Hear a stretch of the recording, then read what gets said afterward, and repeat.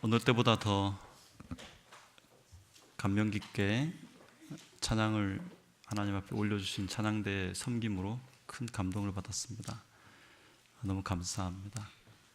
오늘 이미 광고 드린 것처럼 저희 교회가 제가 부임한 이후로 처음으로 한 안식일 전체를 찬양하면서 보내는 안식일로 구별하고 찬양 안식일이라고 하는 순서를 조만간에 준비하게 됐습니다. 그때 우리 찬양대에서 연합 찬양을 준비하고 있는데 장로님들, 집사님들 이 연합 찬양단에 들어오셔서 하늘 시온 찬양대의 감격을 미리 맛보는 특권을 누리시는 시간이 되셨으면 좋겠습니다. 여기는 뭐 성도들 누구든지 찬양을 좋아하시는 분들은 가능합니다. 오늘 오후에 시간을 좀 내서 오후 내 연습을 아마 하시고 또 중간중간 연습이 있는데 참여하시면 아마 큰 유익을 얻으실 줄로 확신합니다.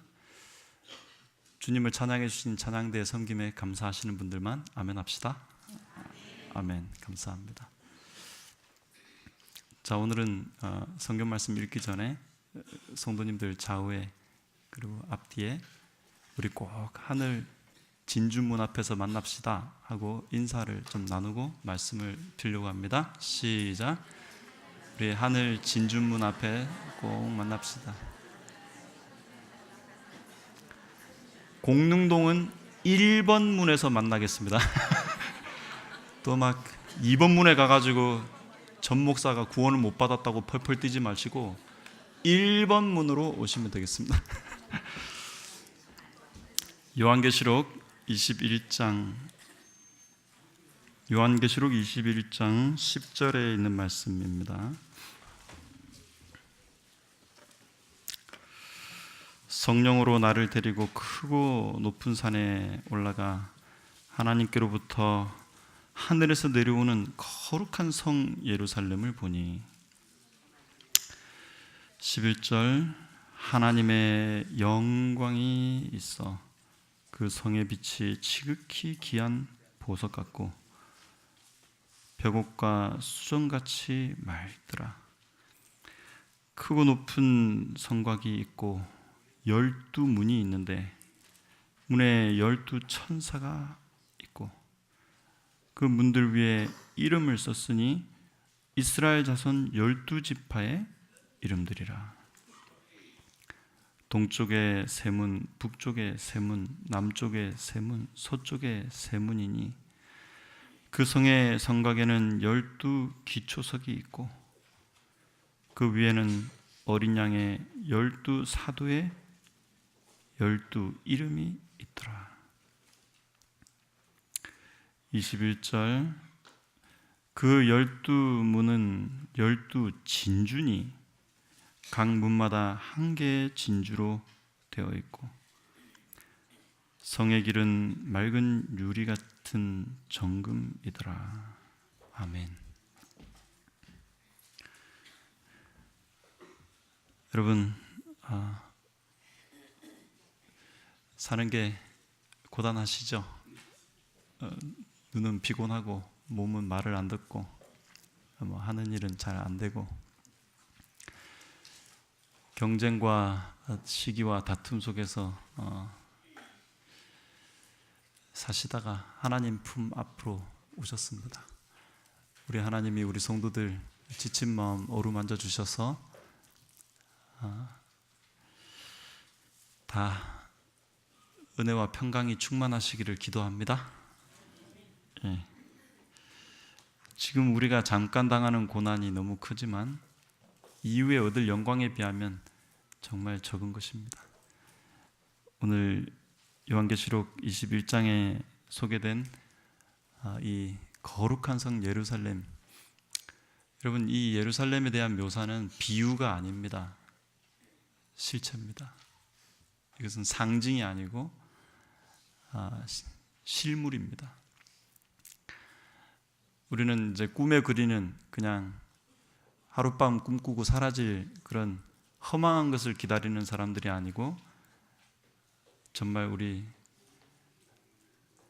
하나님이 예비하신 이 거룩한 성은 오늘 우리에게 이 땅에서 지나간 모든 과정 가운데서도 오직 예수 그리스도를 믿고 그분의 말씀이 우리 안에서 이루어지는 일을 위하여 성령을 의지한 사람들에게 주어질 보상임을 확신합니다. 그래서 우리 다 이 나라에 가서 우리 주님과 함께 행복하게 살아야 되겠습니다. 그래서 한 사람도 잃어버린 바 되지 않고 다 이 성 문 앞에서 우리 함께 기뻐하며 우리 더 이상 상처 주는 일이나 마음 아픈 일 없이 서로 정말 사랑만 하면서 사는 그런 하늘나라가 빨리 왔으면 좋겠습니다. 오늘 우리 성도님들을 사랑하시는 하나님께서 예비하신 이 성은 하나님의 영광으로 가득 차 있습니다. 하나님의 사랑이 가득한 그 성에서 우리를 손짓하시는 주님의 손길이 눈에 보이듯 합니다. 우리 주님의 오시는 발걸음이 우리 귀에 들리듯 합니다. 최근에 이미 접하셔서 아시겠지만 뉴스들이 다 예언이 성취되어지고 있음을 보여주는 증거들로 가득한 한 주간이었습니다. 우리가 너무 애쓰고 노력을 해도 어느 한순간 우리가 붙들고 노력한 것이 정말 물금품이 될 수도 있다는 사실은 이미 성경이 예언하고 있기 때문에 특별한 일도 아닙니다. 우리는 다 한순간에 가난해질 수 있습니다. 한순간에 집을 잃을 수 있고 한순간에 명예를 잃을 수도 있습니다. 하지만 믿음으로 우리가 살 때 이 땅에서 얻지 못한 보상 하나님은 다 채워주실 줄로 확신하는 것입니다. 그래서 더 감사하셔야 돼요. 동병상련할 필요가 있다고 생각합니다. 정말 잘 나가던 어떤 사람들도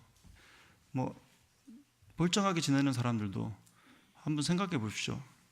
갑자기 차 끌고 가다가 브레이크가 고장이 나서 본의 아니게 사람들을 그냥 우두둑 쳐버렸다고 한번 생각해 보십시오. 그럼 그게 보험으로 해결되는 문제가 아니고 전 재산을 털어서 막아도 빚을 내서 막아도 해결할 수 없는 결과가 우리 앞에 닥칠 수도 있는 것입니다. 그 사람이 영원히 자기가 누리고 있는 그 평안과 안정을 영원할 것이라고 생각하는 것처럼 어리석은 일도 없습니다. 사람은 한순간의 실수로 모든 걸 잃을 수가 있는 연약한 사람들입니다. 그래서 오늘 저와 여러분들이 사고 안 나고 집 안 무너지고 가족들이 하나님의 은혜로 보호받고 있는 것에 대해서 정말 감사하게 생각하셔야 돼요. 그리고 언제든지 처지가 바뀔 수 있다는 생각을 하고 그렇게 되신 분들에 대해서 우리가 늘 선을 베풀어야 됩니다. 다 돌아올 겁니다, 자기한테. 우리도 언젠가는 누군가의 전적인 도움과 보호가 필요한 상황에 놓일 수도 있습니다. 내 이웃을 내 몸과 같이 사랑하면서 서로 위하고 격려하고 돌보는 일, 이것은 저와 여러분 모두에게 하늘 예루살렘이 보장된 믿음의 식구들에게 그리고 그것을 바라보는 백성들에게 있어서 정말 아무것도 아닐 수도 있습니다. 아무 희생도 아닌 것입니다. 그래서 이 성을 사모하는 백성들로서 우리가 이 땅에 살아가면서 겪는 어떤 어려움도 우리 주님이 다 보상해 주실 것을 믿고 감사하면서 오늘 하루도 정말 주님 앞에 감사하면서 영광 돌리면서 한 걸음 한 걸음 걸음을 옮겨 하나님 앞으로 나아오시는 우리 성도들 되도록 축복합니다. 자, 여기 예루살렘 이야기를 좀 자세히 읽어보니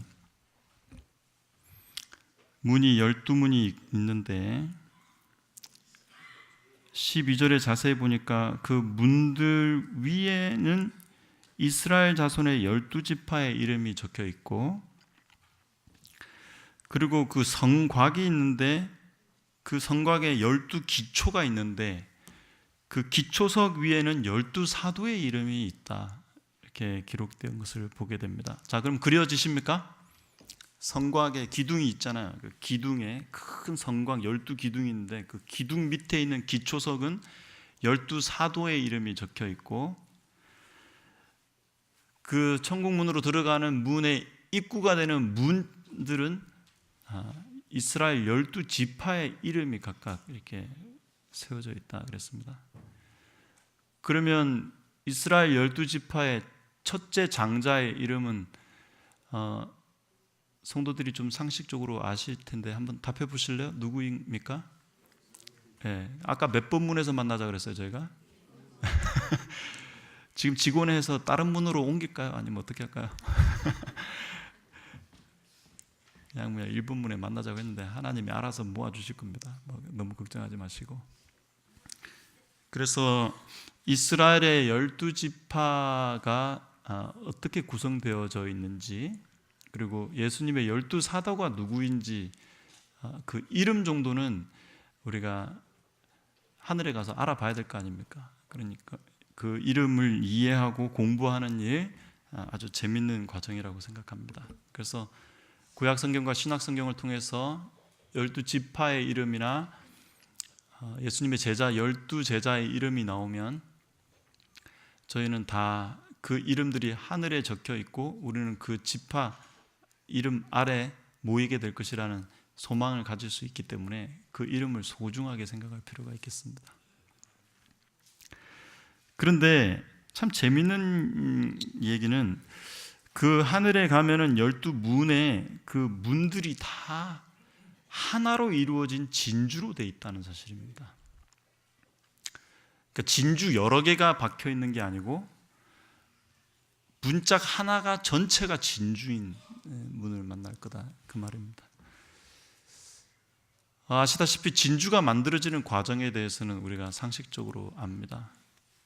이미 하고 계신 분들이나 가지고 계신 분들한테는 정말 죄송한데 그 진주를 가지고서 장식하는 일은 웬만하면 하지 마십시오. 제가 아는 상식으로는 그 진주를 얻기 위해서 강제로 그 진주를 만들어내는 족의 입을 벌리고 불순물이나 조각, 그 뼈나 모래, 그 다음에 뭐 이런 그 강제로 집어넣습니다. 그러면 그 수많은 조개들이 그걸 머금고 그 이물질이 들어와서 그게 사실은 굉장히 고통스럽습니다. 그게 상처를 냅니다. 그래서 그 상처를 감싸기 위해서 나오는 족에서 나오는 액이 진주 덩어리를 만드는 원액이 되는 것입니다. 근데 진주가 수요가 좋으니까 처음 다 이제 다이버들이 들어가가지고 그 족의 입을 벌리고 일부러 이제 그 모래나 이렇게 그 유리 조각 같은 걸 집어 넣으면 그 많은 조개들 중에서 대부분은 폐사합니다.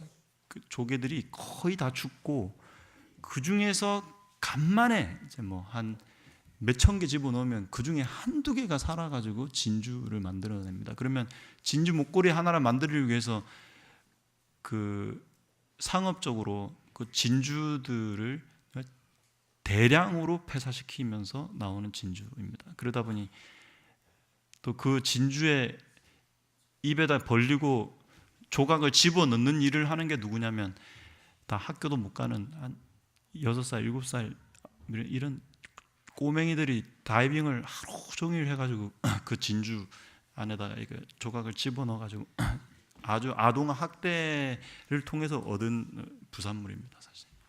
그러니 그거 뭐 좋다고 하고 다니면 참 제가 볼 때는 너무 비인간적입니다. 뭐 가지고 계신 분들은 죄송합니다. 이양 받은 거 어떡하겠습니까? 예쁘게 하고 다니시는데 좀 그거 알고 나니까 영 그렇다 이 말입니다. 그러니까 막 너무 자랑하고 다니지는 마시고 그냥 좋은 선물로 추억으로 간직하시면 좋겠다, 뭐 그런 생각이 있습니다. 사실은 제가 제대로 된 진주를 한 번도 본 적이 없어서 셈이 나서 그렇다는 사실을 용서하시기 바랍니다. 근데 이 진주가 그 고개 하나, 그 상처를 아물게 하기 위해서 오랜 시간 그 굳히는 작업을 통해서 이게 약간 손톱만한 이런 진주 하나 만드는데도 꽤 오랜 시간이 걸린다고 그래요. 근데 그것이 하나님의 성전의 문짝 하나가 되려면 얼마나 그 조개는 어떤 조개길래 그렇게 됐을까? 근데 그 진주가 탄생하는 그 자체가 아주 특별한 교훈이 있는 거예요. 상처를 감싸준 그 액이 만들어낸 문인 것입니다. 그래서 하늘 그 예루살렘에 가서 보면은 성문 앞에 모여서 보면 막 큰 진주 하나가 서 있는데 그 앞에서 하나님의 무한한 용서와 사랑을 보게 되는 것이죠. 이스라엘의 12지파의 아들들이 이 땅을 살면서 받았던 그 상처가 어떻게 아물었고 그 아무른 상처 위를 어떤 하나님의 용서의 사랑이 덮어주셨는지를 상기하면서 우리도 동일한 용서와 은혜를 받고 이 자리에 구원받고 하나님 앞에 서게 됐구나 하는 사실을 떠올리게 될 그 상징적인 문이 되겠습니다. 그래서 하나님의 백성들이 하늘 진주 문 앞에 서서 작은 진주들로 하나님 성 앞에 서는 그 과정에 12지파가 경험했던, 아들들이 경험했던, 그들이 겪었던 고난과 유사한, 우리도 상처받고 다치고 아픈 일들을 하나님이 혹시 허락하시면 우리도 하늘 진주로 삼아주시고자 하나님이 단련하시는구나 하고 감사하시고 이 과정을 아물게 하시고 덮어 정말 용롱한 진주로 만들어 가시는 하나님의 섭리가 있음을 믿고 감사하시게 되는 우리 성도들 되시기를 축복합니다. 옆에 있는 성도들이 딱 보면 이제 어디에 찔리거나 상처받거나 찢어진 얼굴들로 여기 많이들 와 계세요. 많이 지쳐 보입니다. 옆에 한번 보시면 꼭 하늘의 진주가 되시기 바랍니다 하고 축복해 보실까요? 시작. 하늘의 진주가 되시기 바랍니다 보다는 되시게 해 주실 것입니다, 이 말이 더 낫겠네요. 좀 이겨내십시오. 패사되면 안 됩니다. 그 상처를 덮게 하시는 그리스도의 은혜가 우리 성도님들 개개인의 마음들을 감싸 주셔서 우리 하늘 진주 앞에 꼭 만나는 은혜를 우리 하나님 주시기를 소원합니다. 자, 근데 이 12진주문 이야기를 하면은 제가 이 이야기를 해서 과연 어떻게 결론을 내릴 수 있을까 싶을 정도로 스펙타클한 대서사시 성경 연구가 또 필요하게 되겠습니다. 성도님들 얼굴을 보니까 긴 이야기 해봤자 잘 알아들을 것 같지도 않고 그냥 이렇게 가볍게 상황만 좀 설명을 해드리는 것으로 마무리를 할까 합니다. 어떤 장면을 보면 좋을까 좀 고민을 했는데 요셉이 펑펑 우는 장면부터 좀 시작을 한번 해볼까 합니다. 창세기 43장에 있는 본문에 가서 보시면 요셉이 정말 어려운 난관을 이겨내고 애굽의 둘째 자리 국무총리가 되어서 그 땅에 기근이 임한 그 기근을 해결해서 애굽과 그 지역 사람들뿐만 아니라 하나님의 백성들의 위기를 해결하는 장면이 창세기 43장에 소개가 되어져 있습니다. 아주 특별한 방법이에요. 하나님께서 그 땅에 닥치게 될 기근을 미리 아시고 요셉을 놀라운 섭리 가운데 인도하셔서 그 백성의 위기를 극복할 수 있는 국무총리가 되게 해주셨다는 사실은 정말 놀라운 일이 아닐 수 없습니다. 우리 공릉동의 자녀들도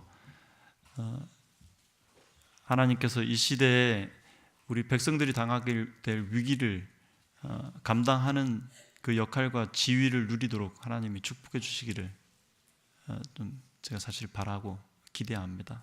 우리 아이들을 양육하시는 어머님들 힘내시고 요셉 같은 아이들로 잘 양육시켜서 하나님이 기뻐하시는 그런 도구들이 되도록 축복하시게 되기를 바랍니다. 자, 창세기 43장에 29절부터 내용을 좀 보면 요셉이 형제들을 만나는 이야기가 좀 소개되어져 있는데, 요셉이 눈을 들어 자기 어머니의 아들 자기 동생 베냐민을 봤다 그랬습니다. 이르되 너희가 내게 말하던 너희 작은 동생이 이 아이냐? 그가 또 이르되 소자여 하나님이 내게 은혜 베푸시기를 원하노라. 30절 요셉이 아우를 사랑하는 마음이 복받쳐 급히 울 곳을 찾아 안방으로 들어가서 울고 31절 얼굴을 씻고 나와서 그 정을 억제하고 음식을 차리라. 이렇게 기록된 말씀입니다. 자, 이 요셉이 아까 말한 하나님의 거룩한 성 예루살렘, 하늘 예루살렘에 내려올 때 한 문에 적혀 있을 이스라엘 12지파의 이름의 한 명입니다. 그러면 요셉에게 모두 형제가 몇 명이라는 거예요? 11명, 그렇죠? 11명의 형제가 기록되어져 있습니다.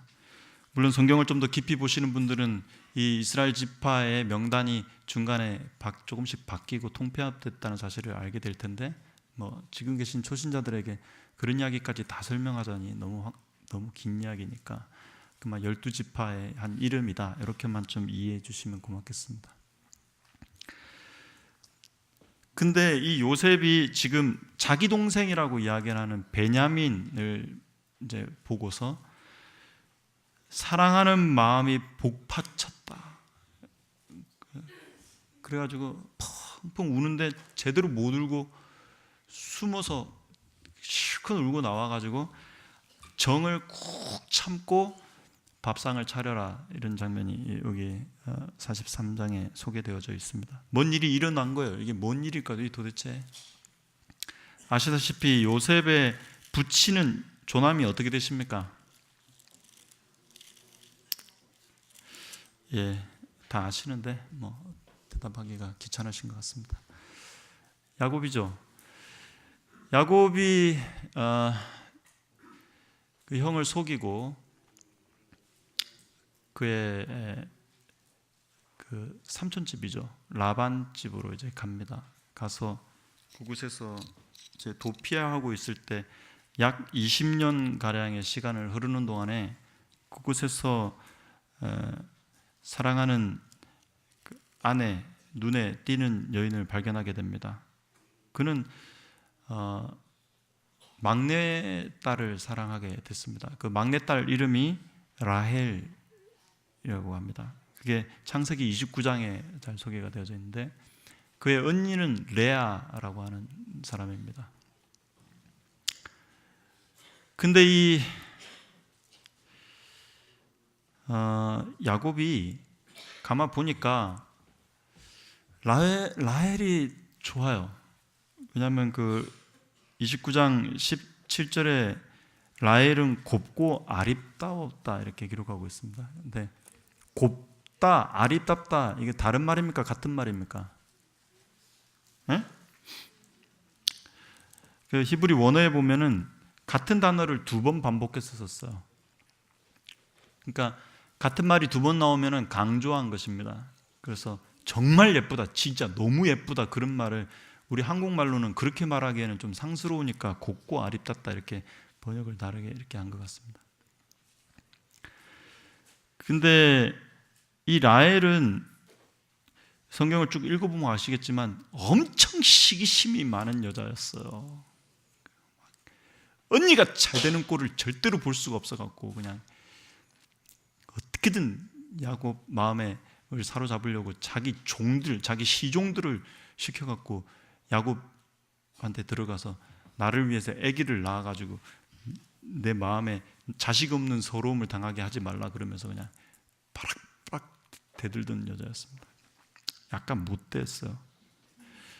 이기적이고 경쟁심이 강하고, 나중에는 뭐 알고 봤더니 신앙심도 별로 없어가지고 이렇게 막 우상을 가지고 다녔던 여자였습니다. 그리고 부친의 유산을 이렇게 막 거의 뺐다시피 이렇게 가져오는, 하여튼 굉장히 탐심 많고, 이렇게 하여튼 한마디로 말하면 얼굴가스를 하는 여자였어요, 이 라헬이. 근데 레아는 좀 신앙심도 있고 좀 경건하게 차분하고 이렇게 복스러운, 만매나리 까며 사람은 괜찮은데, 한 가지 단점이 있다면 시력이 약했습니다. 이게 시력이 약하다는 말은 다른 말로 그 관용어구인데 좀 이렇게 띠래 보인다는 겁니다. 그러니까 이제 이 야곱이 객지에 가서 두 딸을 봤는데 그 속에 있는 성품은 뭐 나중에 고치면 되겠지 이렇게 생각하고, 하여튼 예뻐가지고 이제 그 딸을 이렇게 좋아하게 됩니다. 그 우리 아들들을 두신 이제 시어머니 되실 어르신들 어떻습니까? 아들이 며느리를 데려왔는데 막 곰같이 생겨가지고 그냥 하여튼 부엌 일을 갖다가 막 다 해내고, 막 어머니 앉아 계세요. 그리고 밥을 막 차려대고 막 생활력이 넘치는 여자가 오는 게 낫겠습니까? 아니면 예쁘게 하고 와가지고 새침해가지고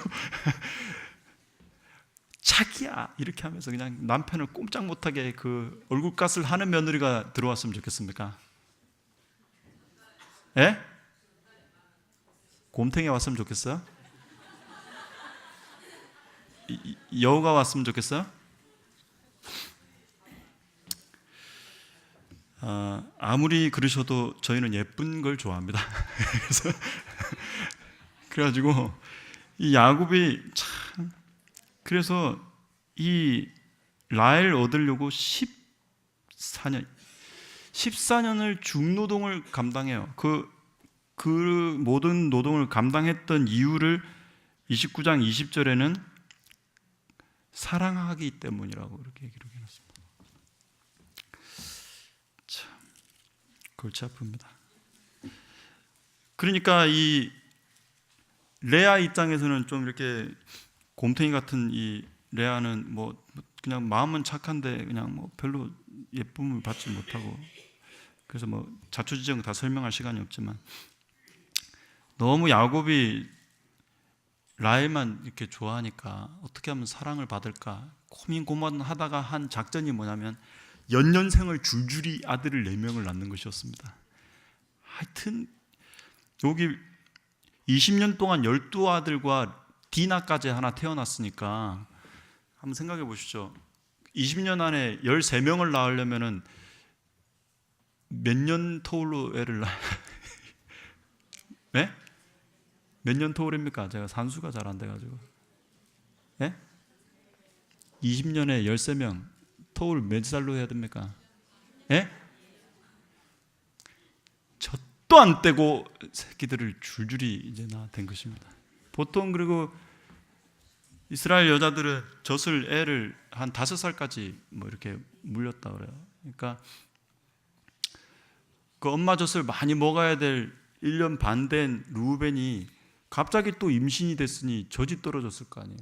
그럼 젖 떼고 또 그 다음에 새끼가 나오면 그래가지고 이 레아가 남편 사랑 얻으려고 연년생을 줄줄이 낳는 가운데 가정교육이 됐겠어요? 그냥 낳기만 한 것입니다. 그러니까 또 라헬은 또 그 꼴을 못 봐갖고 또 여종들 들여갖고 또 낳게 하고, 또 그걸 또 보니까 또 레아가 또 더 낳아야 될, 더 사랑을 받을 것 같아서 자기 시종들 또 들여갖고 또 낳고, 그러다가 결국은 라헬이 막판에 낳은 애가 요셉이요. 요셉 그리고 베냐민 이렇게 둘이 낳습니다.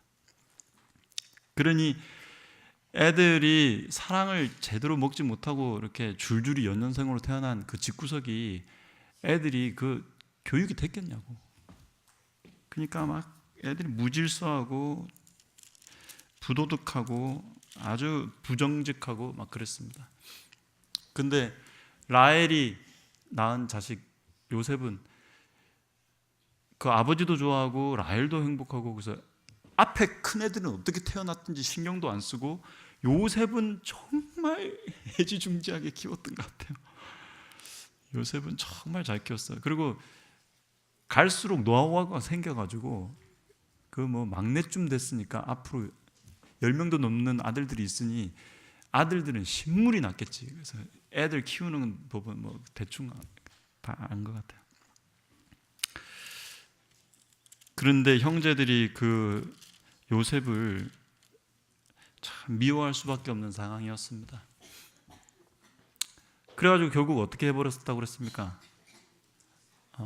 그만 죽여버리려고 그랬는데 하나님의 은혜로 죽지는 않고 팔려가는 신세가 돼서 애굽으로 가가지고 총리까지 됐다가 결국, 그러니까 지금 읽었던 창세기 43장의 상황, 가난과 기근이 닥쳐서 형제들이 곡식을 구하러 오는 이 상황까지 된 것입니다. 참 기도 안 찼을 것 같아요. 근데 한번 생각해 보십시오. 곡식을 구하러 왔는데 형제 중에 자기 막내 베냐민이 없는 상황이 발생한 거예요. 그러니까 이 요셉이 순간 충격이 왔겠죠.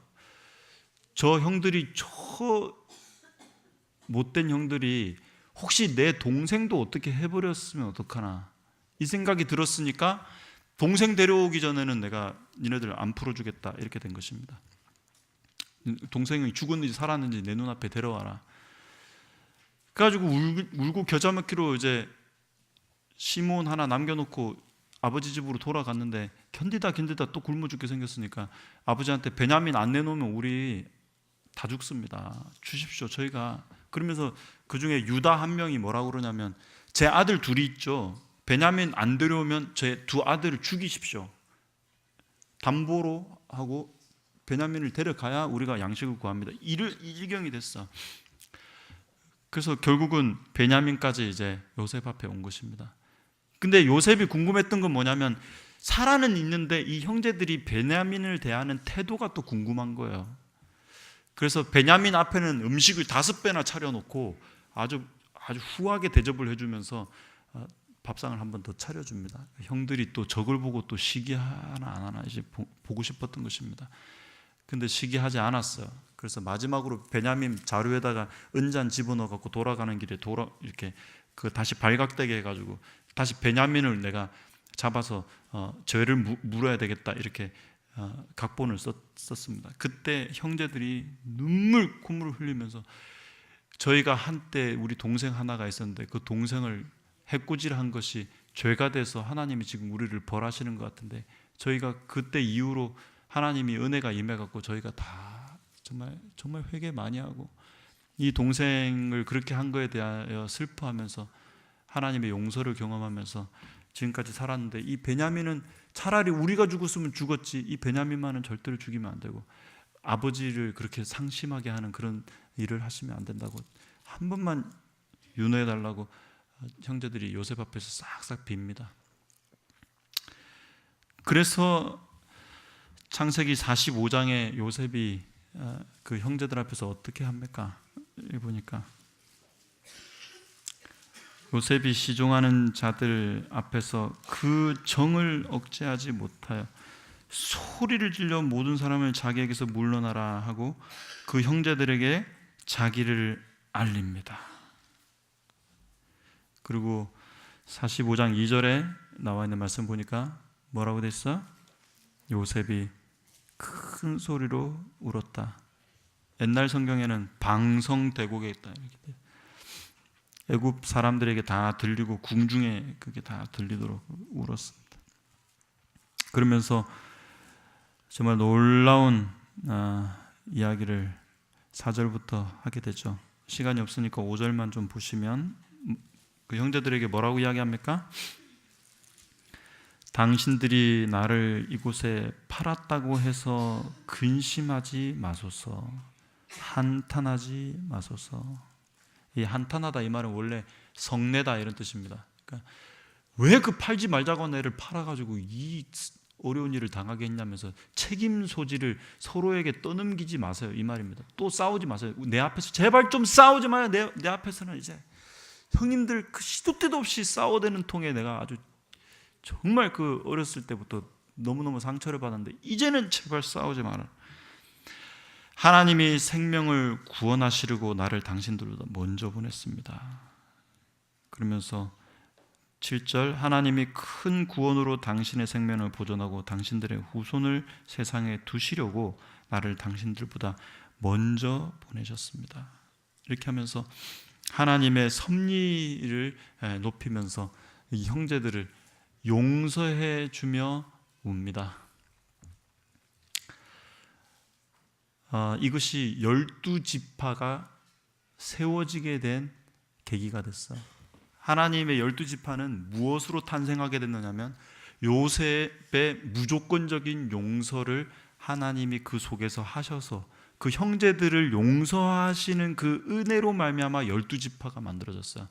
그러니 그 용서가 얼마나 컸으면 하늘성 진주문 통째로 하나가 될 정도로 얼마나 큰 허물을 덮었으면 하나님의 성 예루살렘 문 통째로 덮어지는 그렇게 큰 은혜를 이스라엘 그 야곱의 자녀들이 받았겠냐 이 말입니다. 그래서 요셉을 통해서 이스라엘 자녀들이 받은 그 용서가 기념이 되어서 하늘 예루살렘의 문이 되었다. 성경은 이렇게 기록하고 있습니다. 동일하게 초대교회도 용서로 시작됐습니다. 오순절일 성령이 임하실 때, 그 성령이 임하셨을 때 예수님을 눈앞에서 부인했던 베드로를 온 교회가 다 용서했습니다. 어떻게 주님을 3번이나 저주하고 맹세하고 부인한 저런 사람을 교회 장로로 계속 세울 수 있습니까? 직원회가 열렸어요. 근데 직원회가 그 장로님을, 주님을 부인한 장로님을 여전히 수석 장로로 세웠습니다. 그래서 초대교회가 시작이 됐어요. 그래서 그것이 기념이 되어서 하나님 예루살렘 성전 성곽 기초가 됐습니다. 그러니까 하나님의 나라의 성전 예루살렘은 용서가 기초가 되고 용서가 문짝이 돼서 세워진 성이에요. 여러분, 하나님의 나라는 용서 못할 죄가 있으면 안 됩니다. 다 덮고 가는 나라입니다. 하나님의 용서가 우리 모든 개개인의 허물과 부족을 덮으시는 장소가 이곳입니다. 그것이 교회의 기초가 됐어. 그것이 12지파의 기초가 됐어. 이 놀라운 용서가 오늘 우리 공릉동에 다시 한번 임하시기를 간절히 바랍니다. 정말 죽이고 싶어서 팔아 넘긴 요셉, 그 요셉의 용서 속에서 우리는 예수님의 용서를 보지 않을 수가 없습니다. 여기 오늘 제가 처음 읽었던 43장 30절, 요셉이 아우를 사랑하는 마음이 복받쳤다. 이 말은 여기저기에 다른 말로도 많이 비유가 되어져 있습니다만 가장 대표적인 예가 열왕기상 3장 26절에 보면 솔로몬이 재판하는 장면에서 한 번 더 사용됐습니다.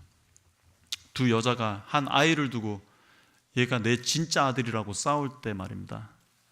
그래서 솔로몬이 뭐라고 재판합니까?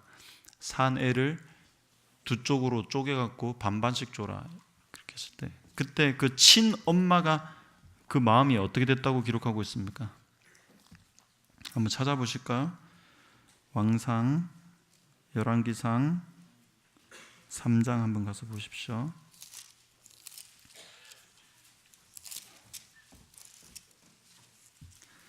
열왕기상 3장 26절, 그 산 아들의 어머니 되는 여자가 그 아들을 위하여 마음이 불붙는 것 같아서 라고 되어 있습니다. 자, 그러니까 그 속이 타버리는 만큼 사랑했다 그 말입니다. 사실은 이 속이 새카맣게 타버리는 그런 사랑, 여기는 창세기에는 복받치는 사랑, 이렇게 막 복받치는 사랑, 속이 타버릴 것 같은 사랑, 이 사랑은 예레미야 31장에 찾아보면 바로 하나님의 사랑입니다. 마지막으로 예레미야 31장 함께 보시고 오늘의 결론을 내릴까 합니다. 예레미야 31장 같이 보십시오. 20절 에브라임 이렇게 시작된 내용 같이 읽겠습니다. 예레미야 31장 20절에 에브라임은 시작. 에브라임은 나의 사랑하는 아들 기뻐하는 자식이 아니냐. 내가 그를 책망하여 말할 때마다 깊이 생각하노라. 그러므로 그를 위하여 내 창자가 덜 끓으니 내가 반드시 그를 불쌍히 여기리라. 여호와의 말씀이니라. 여기 지금 제가 가지고 있는 성경은 창자가 덜 끓다 이렇게 되어 있습니다. 한글판은 어떻게 되어 있습니까? 네? 측은하다고 되어 있죠. 네, 측은하다가 원래 원어적으로 가면은 창자가 들끓다 이렇게 타버렸다 그런 말이랑 더 가깝습니다. 마음이 복받치는 사랑, 또 마음이 불붙어 버리는 것 같은 거, 창자가 덜 끓는 것 같은 그 사랑, 그것은 위로부터 오는 사랑입니다. 제가 목회를 하면서 가장 두려워하는 일 중에 하나가 뭐냐면, 제가 성경 지식을 전하면서 이 하나님의 심정을 놓쳐버릴까 봐 그게 가장 두렵습니다. 요셉이 베냐민 보던 마음, 그 가슴이 자동으로 복받쳐서 사랑하지 않을 수 없었던 그 마음, 그게 위로부터 오는 마음입니다. 여러분, 우리 가운데 부족하고 연약한 성도들 왜 없겠어요? 실수도 많고 다 아는 이야기들 그래서 흠잡게 많은 우리들입니다. 정말 막내입니다. 막내, 이스라엘 지파의 베냐민, 막내, 제일 연약한. 근데 요셉은 그 막내를 마음이 복받쳐서, 그래서 그냥 그 아이의 처한 형편과 상황이 너무 그냥 자동적으로 그냥 너무 애처롭고 불쌍히 여기고 싶은 마음 때문에 그냥 복받쳐서 그냥 울 곳이 필요했다라고 성경은 기록하고 있는 바로 그 마음이 이스라엘 12지파를 하나님의 나라의 12 진주문이 되게 하는 기초가 됐다 이 말입니다. 그래서 우리 공릉동이 하나님의 은혜를 입어서 그 창자가 들끓으시는 그 백성을 향한 사랑의 마음이 우리 공릉동의 마음이 되기를 기도합니다. 우리가 이 사랑, 이 용서로 하나님 나라의 기초, 그리고 그분의 나라의 문이 되는 것입니다. 자, 다시 한번 그려봅시다. 하나님의 성전 앞에 우리 다 모였는데 우리 앞에 뭐가 있어요? 큰 진주. 얼마나 큰 죄를 감쌌으면 그렇게 큰 용서가 필요했을까? 우리가 아마 구원받은 사람이 천천만만일 텐데 수많은 사람들을, 장세로부터 지금까지 구원받은 모든 사람들이 그 성 문 앞에 섰을 텐데 그 사람들이 다 들어가려면 그 문이 얼마나 크겠어. 정말 너무너무 큰 진주문 앞에 우리가 섰을 때 우리가 그 문을 통과하면서 얼마나 큰 허물을 덮어주셨는지 그 진주문을 바라보면서 우리는 또 한번 감탄하게 될 것입니다. 이 용서가 하나님 나라의 백성들이 들어갈 거룩한 성 예루살렘의 문입니다. 여러분, 그 문 앞에 서기를 원하십니까? 그럼 이 교회가 복받치는, 창자가 들끓는, 정말 가슴이 타는 것 같아서 견딜 수 없는 서로를 향한 사랑이, 그 거듭난 사랑이 우리 가운데서 일하게 하시기를 간절히 바랍니다. 그러면 옆에 있는 성도님들에게 마지막에 인사할까요? 사랑하며 섬기겠습니다 하고 고백을 좀 나눠보십시오. 예, 오늘 갑자기 마음이 복받칩니다. 우리 성도들이 다 사랑하고 섬기겠다고 하니까 마음이 복받쳐요 진짜. 이 은혜로 우리 한 주간 여러분의 가정과 이웃 그리고 성도들과 복받치는 사랑으로 사랑하다가 다음 주에 또 만납시다. 축복합니다. 감사합니다. 아버지, 요셉 안에 계셔서 자기를 팔고 해코지라고 죽이고자 했던 형제들을 눈물로 용서했던 그 아버지의 마음을 오늘 들려주셔서 감사합니다. 허물이 아무리 커도 그 허물을 넉넉히 덮을 진주 같은 하나님의 마음이 하늘 도성에 12성문이 되었다는 사실을 알게 해주셔서 감사합니다. 아버지의 긍휼이 필요한 분들이 이 자리에 머리를 숙였습니까? 주님의 약속하신 대로 이들을 덮어주시옵소서. 정말 용서하고 싶어도 용서할 수 없고 다투고 싶지 않아도 자꾸 다투게 되고 쉬게 하거나 그래서 마음에 상처 주는 가운데 있는 성도들이 마음의 상처를 가지고 이 자리에 있다면 오늘 주님의 보혈로 덮으셔서 정말 그 상처를 감싸주시고 이제는 허물을 덮는 사랑으로 정말 복받치는 사랑, 정말 불타는 사랑으로 서로를 사랑할 수 있는 공릉동 식구들 될 수 있도록 축복하여 주시옵소서. 아버지의 창자가 끊어지는 그 사랑이 오늘 저희들을 향한 용서의 사랑임을 믿습니다. 우리를 어떤 일이 있어도 놓치지 않으시고 어떤 상황에서도 구원하시고자 하시는 그 아버지의 그 사랑이 오늘 이 공릉동에 더 많이 묵상되고 높임을 받고 찬송의 주제가 될 수 있도록 축복하여 주시옵소서. 예수님의 이름으로 기도드립니다.